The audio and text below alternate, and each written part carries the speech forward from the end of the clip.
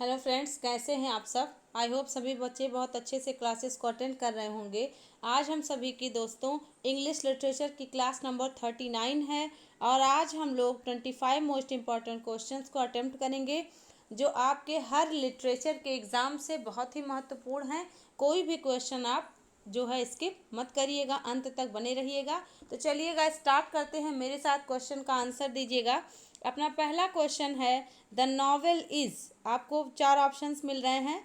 One of the earliest forms of writing, one of the latest forms of writing, one of the discarded forms of writing, none of the above या none of these. तो ध्यान रखिएगा दोस्तों, आज के class में मैंने TGT PGT को, विशेषकर यूपी टीजीटी पीजीटी को टारगेट करके क्वेश्चंस आपको दिए हैं, जो कि या तो नए क्वेश्चंस हैं या तो आपको प्रीवियस ईयर में आए हुए क्वेश्चंस दिए जा रहे हैं। और आज का क्लास मेरा बनाने का विशेष कारण इन क्वेश्चंस को कलेक्शन करने का ये था कि आपको पता चले कि किस प्रकार से क्वेश्चन का पैटर्न चेंज हो चुका है। ओके, तो बताइएगा यहाँ पर कौन सा क्वेश्चन जो है, कौन सा ऑप्शन करेक्ट होगा। आप सभी आंसर करते रहें। बिल्कुल सही, बी ऑप्शन करेक्ट होगा। नॉवेल जो है इंग्लिश लिटरेचर में लेटेस्ट फॉर्म है। ठीक है, इसके पहले आप जानते हैं ड्रामा होता था, पोएम होता था, ठीक है, स्टेज परफॉर्मेंस होता था। लेकिन जब आप देखते हैं रेस्टोरेशन पीरियड के बाद विक्टोरियन एज आता है, तो रेस्टोरेशन पीरियड विक्टोरियन एज के दौरान नॉवेल पॉपुलर ज़्यादा होता है और लोग अपने घरों में बैठ करके देखना, या लोग अपने घरों में बैठ करके किताबें पढ़ने के शौकीन हो चुके थे, इसलिए नॉवेल फॉर्म आया। ठीक है, जो कहाँ से आया है, तो नॉवेल्टी से आया है। ठीक है, नॉवेला जो इटालियन फॉर्म है, आप देखते हैं नॉवेला, नॉवेल्टी, शॉर्ट स्टोरी, ये सब मिलता जुलता है। तो नॉवेला से, जो कि इटालियन वर्ड है, ये नॉवेल आया है। ओके, तो क्वेश्चन नंबर सेकेंड पर चलेंगे।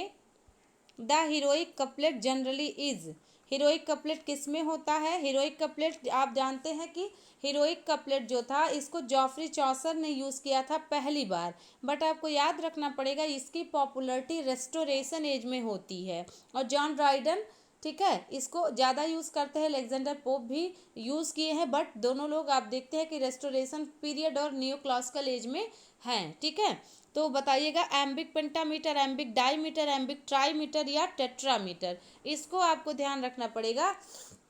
याद रखिएगा, यहाँ पर आपको देखिएगा जो ये एम्बिक होता है, ये अनस्ट्रेस स्ट्रेस अनस्ट्रेस स्ट्रेस का जो है एक, जो आप देखते हैं एक फुट में दो सिलेबल होते हैं, तो एक सिलेबल जो है और दो सिलेबल मिलाने पर आपको एक फुट बनता है। ठीक है, जब ये इसका प्लूरल बनता है तो इसको फीट कहा जाता है। ठीक ना, इसको याद रखना पड़ेगा आपको।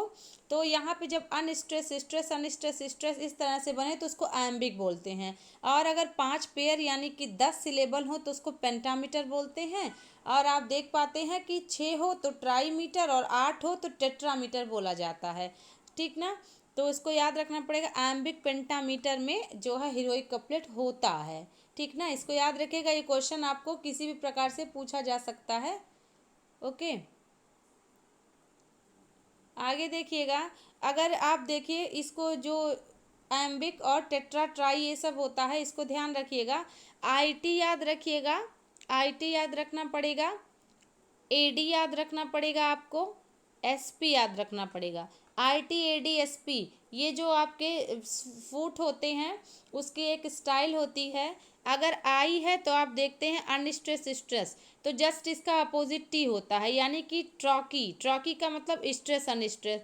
और से ऐसे अगर आप एडी याद रखें तो एडी को आप देखते हैं अनस्ट्रेस अनस्ट्रेस स्ट्रेस इसका बनता है, और डी का यानी कि डैक्टैलिक एनापेस्टिक ए और डैक्टैलिक डी, तो अनस्ट्रेस यहाँ पर बाद में आएगा, यानी स्ट्रेस अनस्ट्रेस अनस्ट्रेस बनेगा। फिर स्पॉन्डाइक याद रखिएगा, एस याद रखिए, इसका उल्टा पी याद रखिए। तो स्पॉन्डाइक का स्ट्रेस स्ट्रेस होता है और पायरिक का अनस्ट्रेस अनस्ट्रेस होता है। ठीक ना, तो I T A D S P याद रखिए। ये क्वेश्चन एग्जाम में ऐसे बनता है कि अनस्ट्रेस अनस्ट्रेस स्ट्रेस रहे तो उसको क्या बोलेंगे, स्ट्रेस स्ट्रेस 2 बार रहे तो क्या बोलेंगे, अनस्ट्रेस स्ट्रेस का समूह अगर 5 रहे तो 5 का 10 सिलेबल तो उसको पेंटामीटर, 12 रहे तो हेक्सामीटर, ठीक है, या एलेक्जेंड्राइन। ऐसे क्वेश्चंस आपके बने हुए हैं। ठीक ना, तो क्वेश्चन नंबर 2 का ए ऑप्शन करेक्ट है। क्वेश्चन नंबर 3 देखिएगा, which of the following is not a part of a tragedy according to Aristotle. Aristotle ने, आपने ध्यान रखना पड़ेगा कि अपने पोएटिक्स नाम की किताब में, ठीक है, अरिस्टोटल ने 6 पार्ट दिए हैं जो कि ट्रेजेडी के हैं। कौन कौन से 6 हैं? तो आपको याद रखना पड़ेगा, प्लॉट है, ओके, प्लॉट है, कैरेक्टर है, प्लॉट, कैरेक्टर, डिक्शन, ठीक है, सॉन्ग, स्पेक्टिकल, स्पेक्टिकल और थॉट, ठीक है। ये 6 पार्ट हैं जिसको अरिस्टोटल ने एलिमेंट ऑफ ड्रामा कहा या पार्ट ऑफ ड्रामा कहा है। अब आपको ध्यान रखना पड़ेगा इसमें से कौन सा नहीं है। तो स्पेक्टिकल मिल गया, डिक्शन मिल गया। अब आपको मिल रहा है 2 ऑप्शन जो कि फेबल और इमिटेशन है। अब आप कंफ्यूज हो जाएंगे फेबल को लेकर के, तो फेबल को प्लॉट यहाँ कहा जा सकता है, ठीक है। फेबल को प्लॉट यहाँ कहा जा सकता है, मीन्स कहानी, जो कहानी चले उसको प्लॉट कहते हैं या फेबल कहते हैं। इमिटेशन यहाँ पे अपना करेक्ट आंसर होगा। ये क्वेश्चन हूबहू नेट के एग्जाम में आ चुका है, ठीक है। तो मैंने इस क्वेश्चन को इसलिए आपके सामने लाया ताकि आपको पता चले कि अगर वर्ड को चेंज करके भी क्वेश्चन पूछे तो आप बिल्कुल कंफ्यूज नहीं होंगे, ठीक है। तो फेबल को आप प्लॉट कह सकते हैं, प्लॉट बराबर कहानी, कहानी को फेबल कहा जाता है, ठीक है। एनिमल्स के माध्यम से कहानियाँ बताई जाए, मोरल लेसन हो तो उसको एपिलॉग या फेबल कहते हैं। पैरेबल भी होता है जिसमें जरूरी नहीं है कि एनिमल के माध्यम से ही बताई जाए, ठीक है। और आप देखते हैं epilogue, fable, plot, story, tale, ठीक ना। तो क्वेश्चन नंबर 4 देखेंगे, a foot consisting of 1 stressed syllable followed by unstress. अब आपको यहाँ पर मैंने जो बताया था ITADSP, उसी को आप याद करें, आंसर मिल जाएगा। क्वेश्चन नंबर 4 का कौन सा ऑप्शन करेक्ट करेंगे आप? स्पॉन्डाइक को अगर आप देखें तो यहाँ पे अनस्ट्रेस अनस्ट्रेस रहता है, और एम्बिक को देखें तो अनस्ट्रेस स्ट्रेस चलता है, और ट्रॉकी को देखें तो जस्ट उल्टा स्ट्रेस अनस्ट्रेस चलता है, और टेरेसा रीमा 3 लाइन का होता है, ठीक है। अगर आप टेरेसा रीमा की बात करते हैं तो टेरेसा रीमा जो होता है वो 3 लाइन का होता है, और ये क्या है आपका 3 लाइन की इस तरीके से बंधी हुई राइमिंग स्कीम बनती है। Ode to the west wind PB Shelley का बहुत ही अच्छा एग्जाम्पल है। तो आपने देख लिया अनस्ट्रेस, आपको क्या मिलेगा? अनस्ट्रेस स्ट्रेस, और उस जस्ट अपोजिट, तो अगर ऐसा मिले तो एम्बिक होगा, लेकिन अगर स्ट्रेस स्ट्रेस और अनस्ट्रेस मिले तो आपको ट्रॉकी बोलेंगे। तो आपको यही क्वेश्चन पूछ रहा ना, अनस्ट्रेस और स्ट्रेस, तो जस्ट अपोजिट स्ट्रेस अनस्ट्रेस, तो trochee, option number C correct है, ठीक है। मैं सिर्फ आपको आसान बनाने के लिए कुछ रास्ता दिखा रही हूँ। जब तक आप इसको लिख करके लर्न नहीं करेंगे, कई बार प्रैक्टिस नहीं करेंगे, तब तक आपके लिए नॉर्मलाइज नहीं होगा। बहुत सारे बच्चों को कन्फ्यूज़न होता है, बट आप इस तरीके से याद रखें ITADSP, तो मुझे लगता है आपको बहुत आसानी से याद हो जाएगा। क्वेश्चन नंबर 5 देखेंगे, the first English man to write a Pindaric ode was. बताइएगा। ओड आप जानते हैं इटली से चल पड़ा था, और पिंडार पर सबसे पहले आविष्कार किए तो पिंडारिक ओड। होरेश ने आविष्कार किया इसका चेंज करके, तो होरेशियन ओड। अंग्रेज लोग इसको यूज़ किए, अब्राहम काउले, तो काउलियन ओड कहलाया, ठीक है। फिर देखिए किड्स ने ओड यूज़ किया है, रेगुलर, इरेगुलर, कई सारे प्रकार हैं इसके। लेकिन इंग्लिशमैन पहला इंग्लैंड का वासी जिन्होंने पिंडारिक ओड को यूज़ किया। आप देखते हैं इटली से सोनेट भी आया, इटली से ओड भी आया, इटली से नॉवेल भी आया, ठीक है। तो बेन जॉनसन, बिल्कुल B ऑप्शन करेक्ट हो जाएगा, बेन जॉनसन। तो ये 1572 में इनका जन्म होता है और 1637 में इनकी मृत्यु होती है। बेन जॉनसन ये क्लासिकल कॉमेडी को जो है यूज़ करने वाले माने जाते हैं। कॉमेडी ऑफ ह्यूमर इनके, आप जानते हैं कि कॉमेडी ऑफ ह्यूमर की वजह से इनको जाना जाता है। 4 प्रकार के ह्यूमर इन्होंने बताए हैं, येलो बाइल, ब्लैक बाइल और कोलर और पेलगम, ठीक है। या इसको कई बार मेलांकली, ब्लड, अलग अलग नाम दिए गए हैं, लेकिन 4 प्रकार के हैं, ओके। तो यहाँ पर कौन सा करेक्ट होगा? Ben Johnson. आगे बढ़ जाएंगे। सो क्वेश्चन नंबर 6 देखेंगे, terza rima. Terza rima is a stranger for, बताइएगा क्या है पहला option? Of 3 lines in iambic metre with the rhyme scheme ABA followed by BCB in the next stranger, या of 3 lines in anapest metre with the rhyming scheme ABC followed by BCA, ठीक ना। तीसरा, of 3 lines and dactylic metre with a rhyme scheme ABB followed by BCC, या चौथा option आपको मिल जाएगा, of 3 lines in trochaic meter with the rhyming scheme of ABBBCC। बस आपको क्या ध्यान में रखना पड़ेगा, टेरेसा रीमा की बात हो रही है ना, तो आपको पता है कि ये इस तरीके से बनता है, ये ऐसे इसकी चेन इस तरीके से बनती जाती है। PB शैली का ode to the west wind आप जरूर से ज़रूर देख लीजिएगा, आपको बहुत अच्छा इसमें उदाहरण राइमिंग स्कीम बनेगी, मिल जाएगा LT ग्रेड के सिलेबस में, ठीक है, दिया हुआ है। ठीक, देखिएगा ABA, ठीक है, फिर देखिए BCB, तो देखिए ABA BCB, ठीक ना, तो यहाँ पर BABA बना, BCB, फिर CDC, तो ये वाला C अगर यहाँ पे आता, इसके बाद DC, फिर आपका जो है DC, इस तरह से बनता, तो ये जो बन रहा है ना, यही इसका बहुत बढ़िया उदाहरण माना जाएगा। तो A ऑप्शन बिल्कुल सही। ए वाले फ्रेंड्स आप सभी करेक्ट जा रहे हैं। आप राइमिंग स्कीम ही दिमाग में रखें तो आपको मीटर वगैरह ध्यान ही नहीं देना पड़ेगा, ठीक है।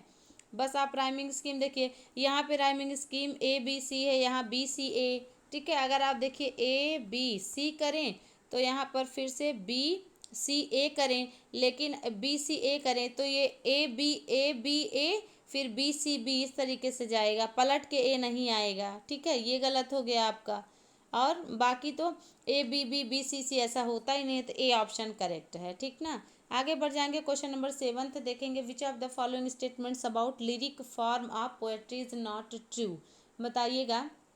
इसमें कह रहा है लिरिक, ये क्वेश्चन 2021 में TGT या PGT में आया था, मुझे ख्याल नहीं है कि TGT में या PGT में, बट आपको ये क्वेश्चन हूबहू TGT या PGT में आया था। बताइएगा, विच of the following statements about lyric form of poetry is not true, बताइएगा। लिरिक्स कंटेन्स 40 लाइन्स या इट इज़ यूजुअल, इसमें से बताना है नहीं कौन सा है, ठीक है। सेम क्वेश्चन मैंने आपके लिए लाए हैं, ठीक है, आप बताइएगा। यही A ऑप्शन बिल्कुल सही, आप सभी करेक्ट जा रहे हैं। कोई भी लिरिक 14 लाइन का हो इसकी श्योरिटी नहीं होती है, 14 लाइन का सोनेट होता है, ठीक ना। तो आप जानते हैं कि सोनेट ऑक्टेव और सेस्टस में इटालियन सोनेट बटा था, फिर विलियम शेक्सपियर के हाथ में आया तो शेक्सपियरियन सोनेट कहलाया, ओके। और इसको जो है 3 क्वार्टेन 1 कपलेट में इसको बांटा गया, इस तरीके से। तो फीलिंग्स होता है, ये इमोशन होता है, ये करेक्ट है। ग्रीक में जो है लाइरे यानी कि वीणा की मदद से गाया ही जाता था, एक इंस्ट्रूमेंटल होता था। और ब्रीफ एक्सप्रेशन होता है, ये भी सही है। तो 14 लाइन का हो यही गलत है, और आपसे जो है नॉट ट्रू पूछा है, ओके। क्वेश्चन नंबर 8 देखेंगे। Who among the following writers is known for his epigrammatic style, इसको बता दीजिएगा।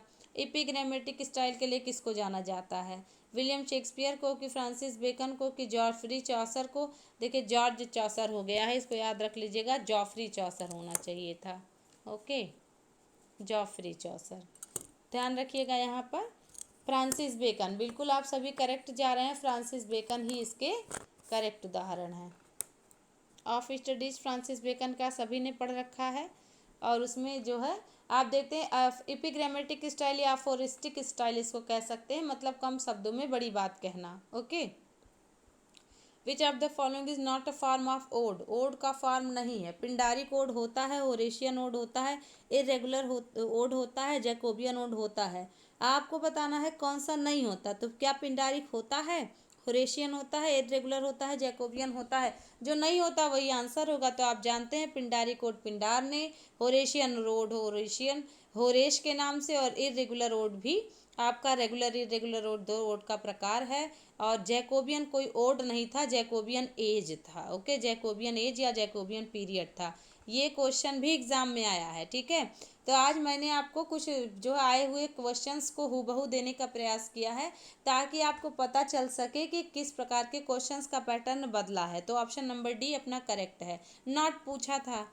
The prose Gothic novel denotes, Gothic novel क्या होता था, तो आपको बस क्या याद रखना है, गोथिक नावल किसमें जो है फिल्माया जाता था या होता था, तो मध्यकाल के किले भूतिया वगैरह का, सुनसान कोई महल, ग्लूमी कैसल, ये सब होता था। तो पहला ऑप्शन देखिए, medieval type of architectural work, ऐसा कुछ नहीं है, बी ऑप्शन करेक्ट है। और full a novel full with mysteries in modern age, ऐसा भी नहीं है, और डी भी ऑप्शन नहीं है। तो ग्लूमी कासल आप दिमाग में रखिएगा, मिडल एज का, तो यही करेक्ट हो जाएगा B, Gothic novel. Okay, Horace Walpole का उदाहरण है ना गोथिक नॉवेल का। ठीक है, कैसल ऑफ ओरेंटो। अगला देखिएगा question number 11, which of the following is not true, the term novel refers to. बताइएगा कौन सा सही नहीं है नॉवेल के बारे में। ऑप्शंस आपको मिले, प्रोज फिक्शन है, या आप prose narrative having characters and a plot, या एक ऐसा प्रोज जिसमें कैरेक्टर एंड प्लॉट होते हैं, या treatise on current social problem, या ट्रिटाइज मतलब ध्यान रखिएगा निबंध होता है, निबंध या लेख। ओके, निबंध या लेख। ओके, अब तो आप आंसर पा ही गए हैं।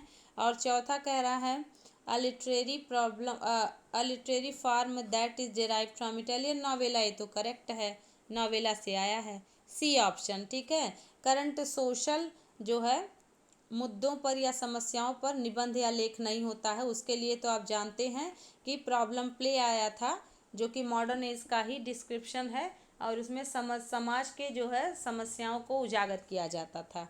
तो क्वेश्चन नंबर 11 का सी ऑप्शन करेक्ट है। नॉट ट्रू पूछा है क्वेश्चन को, जब भी आपको, मेरा अपना यही सोचना है कि अगर क्वेश्चन में आपको नॉट मिले तो तुरंत आप नॉट को पहले हाईलाइट कर लें, क्योंकि जब आप ऑप्शन पढ़ने चलते हैं तो आप पॉजिटिव दिमाग में लेके चलते हैं कि हाँ कौन सा होगा, और जो नहीं होगा वो आपने भूल गए, अब आंसर ढूंढने चले OMR भर के चले आए। ऐसा कई बार होता है। ठीक है, तो नॉट को आप जरूर से जरूर अंडरलाइन करें। क्वेश्चन नंबर 12 देखेंगे, विच of the following is not an element of drama. बताइएगा एलिमेंट ऑफ ड्रामा कौन सा नहीं है। स्टेज क्राफ्ट, फीडबैक, कैरेक्टर और डायलॉग। बताइएगा, यानी कि आपको ध्यान रखना है कि ड्रामा का कौन सा तत्व नहीं है। यहाँ ये नहीं पूछ रहा है कि अकॉर्डिंग टू अरिस्टोटल, इसको भी ध्यान रखिएगा, प्रश्न में अरिस्टोटल को ही नहीं मेंशन करना है, आप अपने दिमाग से भी सामान्य बात बताएं। स्टेज क्राफ्ट मतलब स्टेज पे जो भी कुशलता या शिल्पकारी या जो भी स्टेज की बनावट होती है। कैरेक्टर मतलब पात्र, डायलॉग मतलब संवाद, फीडबैक बिल्कुल आप सभी पृष्ठपोषण। ठीक है, फीडबैक पुनर्बलन रेनफोर्समेंट ऐसा कुछ नहीं होता, फीडबैक यहाँ कुछ नहीं होता, ये ड्रामा का हिस्सा नहीं है, अनिवार्य की बात कर रहे हैं। ठीक ना।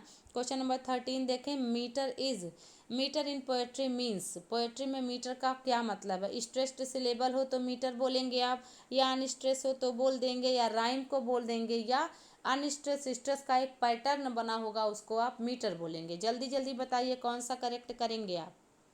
देखिए, प्रोसोडी एक शब्द बना है, प्रोसोडी मतलब होता है छंद शास्त्र, यानी जहाँ पर आप मीटर का अध्ययन करते हैं, तो यही आपका unstress stress, unstress stress, stress unstress, यही जो चलता है उसी को आप गिन लेते हैं। और अगर 4 हो तो टेट्रामीटर बोल देते हैं, है ना।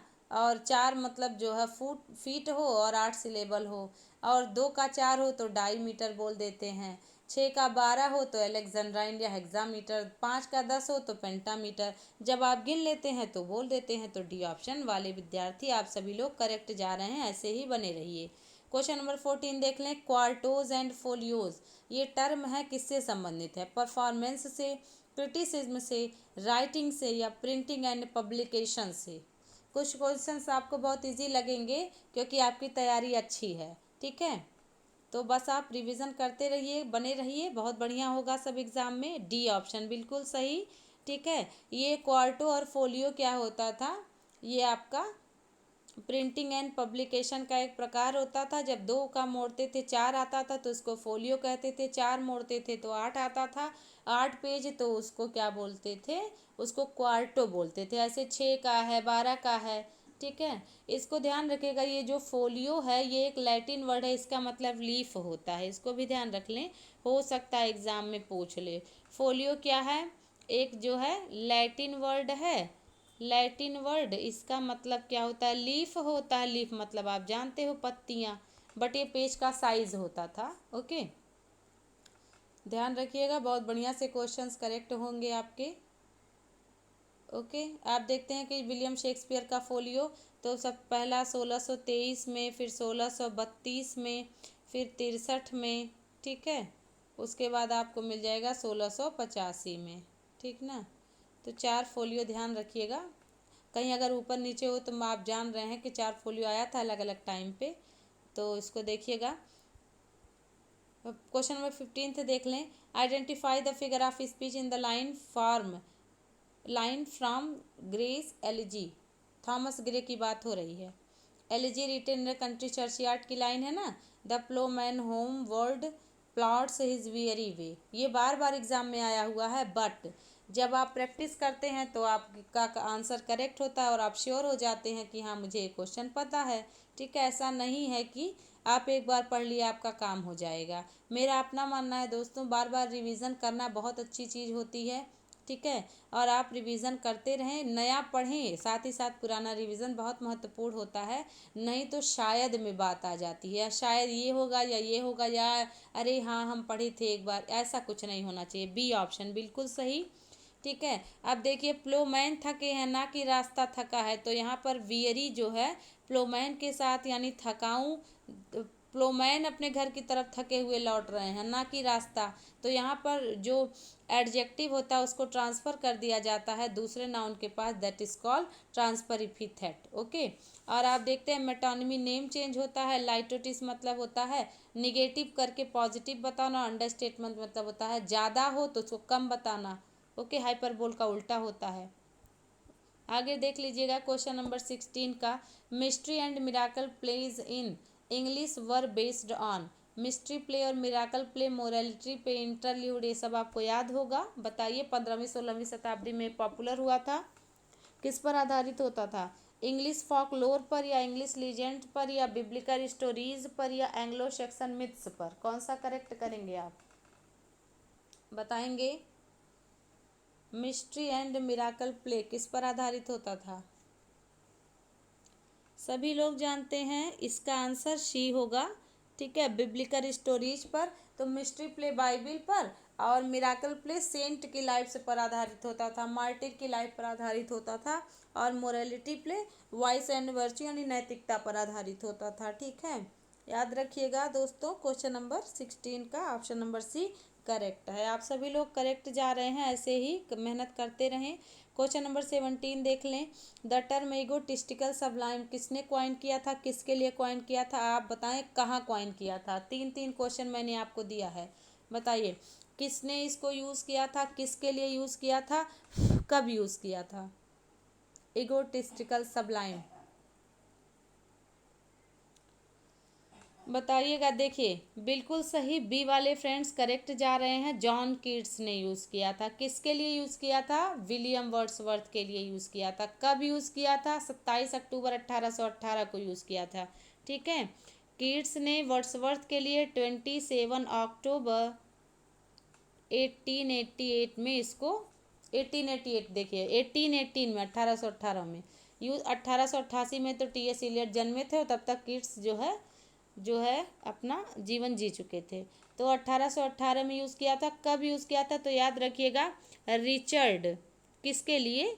रिचर्ड वुडहाउस को इन्होंने पत्र लिखा था 27 अक्टूबर 1818 को, और वहाँ पर इन्होंने वर्ड्सवर्थ के संबंध में ये बात कही थी और कहा था कि पोएट का अपना कोई खुद का चीज़ नहीं होता, जैसी परिस्थितियाँ जैसी चीज़ें दिखती हैं पोएट वैसे ही मुड़ जाता है। लेकिन वर्ड्सवर्थ ने अपना जो है निश्चित एक धारणा बना ली है कि मेरा जो है तरीका ही मेरा सही है, that is called egotistical Sublime.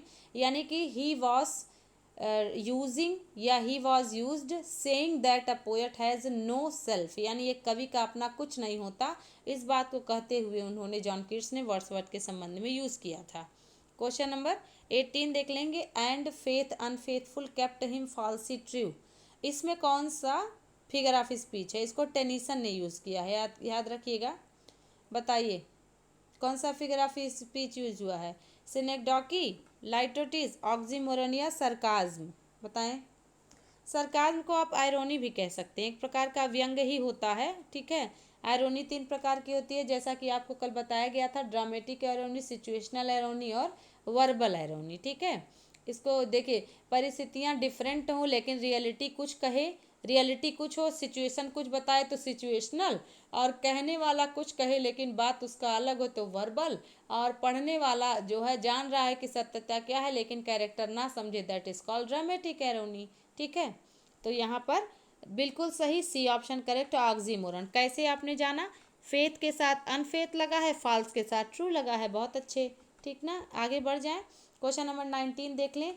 A statement that says less than what is meant, इसको क्या बोलेंगे? एम्बिग्यूटी, ऑक्सीमोरन, ज़्यूग्मा, अंडर स्टेटमेंट, बताइए।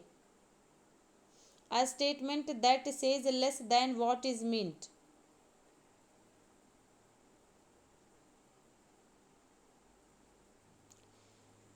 बिल्कुल सही, डी ऑप्शन करेक्ट है। अंडर स्टेटमेंट बोलते हैं, यानी कि जो हो उसको कम बताना, that is called under statement. Ambiguity मतलब पन होता है एक प्रकार का, यानी एक शब्द के दो मीनिंग हो। और ऑक्सीमोरन विरोधाभास। और युग्म मतलब एक वर्ब दो से रिलेटेड हो, जैसे ही टुक हिज, कह दे कि he took his tie and his leave, यानी छुट्टी भी लिया टाई भी लिया, तो टुक दो नाउन से संबंधित है। क्वेश्चन नंबर 20 देखेंगे। Which period is known as the age of Chaucer, बताएं। एज ऑफ चौसर के नाम पे कौन सा पीरियड जाना जाता है? मिडिल एज बताएं, रेस्टोरेशन होगा, या इंग्लिश रेनेसेंस, या ओल्ड इंग्लिश लिटरेचर, बताइए। सबसे पहले चौसर को आप जान लें तो चौसर का जन्म जानते हैं आपकी 1340 में माना जाता है, और 1414 में मृत्यु तो श्योर है। और 3 राजाओं के कार्यकाल में इन्होंने अपनी ज़िंदगी गुजारी थी। 3 भाषाओं में लिखा, अंग्रेजी लैंग्वेज, फ्रेंच लैंग्वेज और इटालियन लैंग्वेज, ठीक है। इन तीनों में इन्होंने काम किया था, ठीक ना। एडवर्ड रिचर्ड ये लोग हैं ना, इनके समय में। इसके तो इसको क्या बोलेंगे? Middle English period. बिल्कुल सही। आप जानते हैं कि 1066 ईस्वी से 1500 ईस्वी तक आप जानते हैं कि इसको क्या बोलते हैं? इसको बोलते हैं हम लोग एंग्लो नॉर्मन पीरियड, ठीक है। आप देखते हैं 1066 में विलियम द कॉन्क्वेरर के आक्रमण से नॉर्मन कॉन्क्वेस्ट होता है, ठीक है, या बैटल ऑफ हेस्टिंग्स। उसके बाद इसी में आप देखते हैं 15वीं शताब्दी तक के चलता है, फिर रेनेसेंस एज आ जाता है। और उसमें मतलब आप देखते हैं फिर रेनेसेंस, फिर आपको मिल जाएगा रेस्टोरेशन, फिर आपका रेस्टोरेशन से पहले क्लासिकल, रेस्टोरेशन से पहले कैरोलाइन, ठीक है, जैकोबियन, ये सब मिल जाता है, कॉमनवेल्थ। फिर आपका 1660 में न्यू क्लासिकल आता है। तो आपको याद रखना पड़ेगा कि चौसर इसी 1066 से 1500 के बीच में ही आते हैं, that is called middle English literature या middle English age. Restoration age की अगर हम सभी बात कर लें तो यानी कि 1660 से लेकर के माना जाता है 1798, इसमें आपका 1798 से रोमांटिक एज की स्टार्टिंग हो जाती है, ओके। इंग्लिश रेनेसांस की बात करें तो आप ऐसा मानते हैं कि 1585 ईस्वी में इंग्लैंड में रिनेसा आया था, ठीक है। 1585 नहीं दोस्तों, 1485 में। 1585 में तो एलिजाबेथन रानी बन चुकी थी 1558 में, ठीक है। 1485। ओल्ड इंग्लिश लिटरेचर की बात करें तो अप टू जो हम देखते हैं ना डार्क एज माना जाता है इसको, ओल्ड इंग्लिश लिटरेचर 450 तक। इसके बाद 450 से लेकर के आप देखते हैं कि 1066 तक यहाँ आपका ओल्ड इंग्लिश लिटरेचर हो जाता है। इसके पहले डार्क एज था, एंग्लो सेक्सन पीरियड भी इसी को कहते हैं, ओके। क्वेश्चन नंबर 21 देख लें। Who was the first Indian English playwright to be awarded the Sahitya Akademi award, इसको बताइए। कौन ऐसा पहला इंडियन इंग्लिश प्ले राइट था? प्ले राइट की बात हुई है, ध्यान रखिएगा, जिसको साहित्य अकेडमी के अवार्ड मिला था। तोरू दत्त थी, आर के नारायण थे, या महेश दत्तानी थे, या गिरीश कर्नाड थे? तोरू दत्त महिला है, बाकी तीनों पुरुष हैं, बताइए। 21 ये क्वेश्चन एग्जाम में आ चुका है, ठीक है, पूछ सकता है ना। इंडियन इंग्लिश लिटरेचर से क्वेश्चन पूछे जाने लगे हैं, अब ध्यान रखना पड़ेगा। और अवार्ड तो किसी का कोई अलग है ही नहीं। आप जानते हैं कि भले पीजीटी के सिलेबस में आप देखते हैं कि मुल्कराज आनंद, और आप देखते हैं कमला दास, निजिम इजिकिल, ठीक है, ये तीनों लोग मेंशन किए गए हैं। लेकिन अवार्ड से रिलेटेड, चाहे नोबल प्राइज़ हो, चाहे आपका साहित्य अकेडमी हो, चाहे मान बुकर हो, चाहे पुलितिजर हो, कोई भी क्वेश्चन पूछ सकता है। चाहे साहित्य अकेडमी हो तो यहाँ पे महेश दत्तानी करेक्ट आंसर होगा, ठीक है। महेश दत्तानी का अगर आप जो है पूरा देखेंगे तो इन्होंने तो ये क्या थे? He was the first Indian English playwright to be awarded the Sahitya Akademi award. His popular plays are the big fat city, ये 2012 में आया था इनका। इसके बाद डांस लाइक द मैन 1989 में इसी को इनको मिला था नेशनल पैनोरमा इन 1998, तो और इनको साहित्य अकेडमी भी मिला था, ठीक है। तो यही थे महेश दत्तानी, याद रखिएगा, महेश दत्तानी की बात हो रही है यहाँ, बाकी लोग नहीं हैं, आंसर। क्वेश्चन ये नेट का है एक्चुअली, ठीक है, लेकिन अवार्ड से रिलेटेड आ चुका है क्वेश्चन, तो मैंने आपको दिया, बट आपको जान लेना होगा, ठीक ना, क्योंकि कोई इम्पोर्टेंट क्वेश्चन या कोई अनइम्पोर्टेंट क्वेश्चन नहीं होता दोस्तों। कोई भी क्वेश्चन अगर एग्जाम में आ रहा है और आपको आंसर आ रहा है तो ही आपके लिए महत्वपूर्ण होगा, अदरवाइज मार्क्स तो कट ही जाएंगे। क्वेश्चन नंबर 22 देखें। The term dystopia implies, dystopia का क्या मतलब है? ये क्या आपको पता है ना कि थॉमस मूर ने यूटोपिया लिखा था, थॉमस मूर ने लिखा था। फिर इसको इंग्लिश ट्रांसलेशन देखिए, 1516 में उन्होंने लिखा था और 1551 ईस्वी में इसको इंग्लिश में ट्रांसलेट किया गया था, ठीक है। यूटोपिया, यूटोपिया बाय थॉमस मूर। तो 1516 में लिखे थे ये, लेकिन ये 1551 में इंग्लिश में ट्रांसलेट किया गया था, ठीक है। इसी इसका मतलब क्या? अनप्लीजेंट इमेजिनरी वर्ल्ड, तो ये डिस्टोपिया होता है, और प्लीजेंट इमेजिनरी वर्ल्ड हो तो यूटोपिया। तो ए ऑप्शन ही आपका करेक्ट आंसर हो जाएगा, ठीक है। The brave new world Aldous Huxley का डिस्टोपियन नॉवेल ही माना जाता है, ओके। तो याद रखिएगा दोस्तों, इम्पोर्टेंट है। प्लीजेंट इमेजिनरी वर्ल्ड हो तो यूटोपिया होता है, यहाँ दोनों ऑप्शन में आपको मिलेगा। क्वेश्चन नंबर 23 देख लें। Who wrote the poems descendants summer in Calcutta old play house, किसकी रचना है? निजी म्यूजिकल की, कि कमला दास की, या मुल्कराज आनंद की, या टैगोर जी की? कमला दास, बिल्कुल सही, आप सभी लोग करेक्ट हैं। तो चलिए तीनों का समय बता दीजिए। 1967 में 10 डिसेंडेंट्स आया था, और ओल्ड प्ले हाउस कब आया था बताइए? 1973 में, बिल्कुल सही, आप सभी लोग करेक्ट हैं। और 1965 में समर इन कलकत्ता, ठीक है। कुछ ऐसे निश्चित वर्क्स होते हैं दोस्तों जो किसी भी राइटर या किसी भी पोइट से रिलेटेड होते हैं, वो पूछे ही जाते हैं। बाकी तो बहुत सारे, हर कोई, आप कोई भी राइटर या पोइट उठाएं तो वो अनगिनत लिखते हैं, ठीक है। कुछ पॉपुलर होते हैं, कुछ उतने पॉपुलर नहीं होते हैं, लेकिन जो मुख्य होते हैं वो तो आपको ज़रूर जानना होगा, ठीक है। तो कमला दास के द्वारा लिखा गया था। और क्वेश्चन नंबर 24 देख लें। The waste land of T S. Eliot in the form of, क्या होगा इसको? इसका यानी कि आप ऐसे कहिए, फ्री वर्ड्स में लिखा गया है टी.एस. इलियट का, लेकिन इसको किस तरीके से इसमें वर्णन है, यानी कि इसका एक विधा बताइए, जोनरा बता दीजिए। तो ऑप्शन देखिएगा, एन एक्सटेंडेड डायलॉग्स हैं इसमें, या लिटरेरी डिस्कशन है, या फ्रेगमेंट्री मोनोलॉग है, या लिटरेरी डिबेट है। वेस्टलैंड जब आप पढ़ते हैं तो आपको कुछ निश्चित कहानी बनाने को मिलती है, नहीं मिलती है ना, छोटी छोटी बातें अलग अलग जगह से टी.एस. इलियट ने ले ली है, तो ऑप्शन नंबर सी करेक्ट होगा। कुछ जो है आप देखते हैं कि बुद्ध के सरमन से लिए हैं, 5 पार्ट है ना इसके। पहला क्या है? गेम ऑफ द चेस, दूसरा burial of the dead, game of the chess, death by water, what the thunder said, ठीक है। इस तरीके से आप देखते हैं 5 पार्ट हैं इसके। पाँचों को सीक्वेंस में लगाने का क्वेश्चन भी आ जाता है। 434 लाइन है, आ जाता है। किसको डेडिकेट है? इजरा पाउंड को। ये आ जाता है किस में लिखा गया है? तो फ्री वर्स में। कुछ ऐसे फैक्ट्स हैं जो आप देखते हैं, और क्राइटेरियन में अक्टूबर में, डायल में नवंबर में, और इंग्लिश फॉर्म को आप दिसंबर में देख पाते हैं कि ये लिखा गया था, ठीक है। तो क्या करेक्ट करेंगे आप यहाँ पर? क्वेश्चन नंबर 24 का फ्रेगमेंट्री डायलॉग, यानी टूटा टूटा अपूर्ण अपूर्ण सा डायलॉग है, मोनोलॉग है, ठीक है। अगला देखिएगा, क्वेश्चन नंबर 25 देखेंगे। For which of the following poems did Tennyson win the chancellor's gold medal?